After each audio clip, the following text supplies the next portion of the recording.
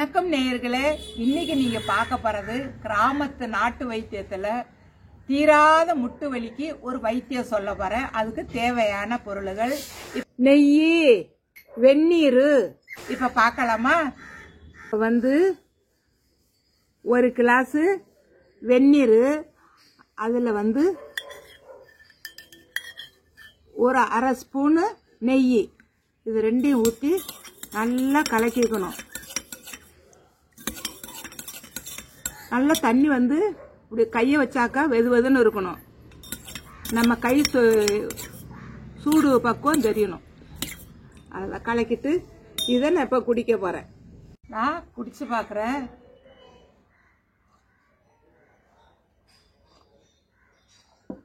இந்த வெந்நீர் வெது வெதுன்னு இருக்கணும். நம்ம குடிக்கிற அளவுக்கு இருந்தால் போதும். இது குடிக்கிறனால நமக்கு என்ன நன்மைகள்னா, நம்ம முட்டியில ஒரு ஜவ்வு போகும். அந்த ஜவ்வுல என்ன அதுல எண்ணெய் சத்து இல்லாம தேஞ்சிருக்கும். அதுல எண்ணெய் சத்து இல்லாமனாலதான் நம்ம முட்டி வலிக்கிறது. நம்ம முட்டி வலிக்கு இது அருமையான ஒரு வைத்தியம். நம்ம இதை குடிச்சுக்கிட்டே 48 நாள் நம்ம குடிச்சோம்னா அந்த எண்ணெய் சத்து போய் அந்த ஜவ்வுல நல்லா ப்ரெஸ் பண்ணி அது நல்லா ஆயிரும். அது நம்ம கால் வலிக்காது.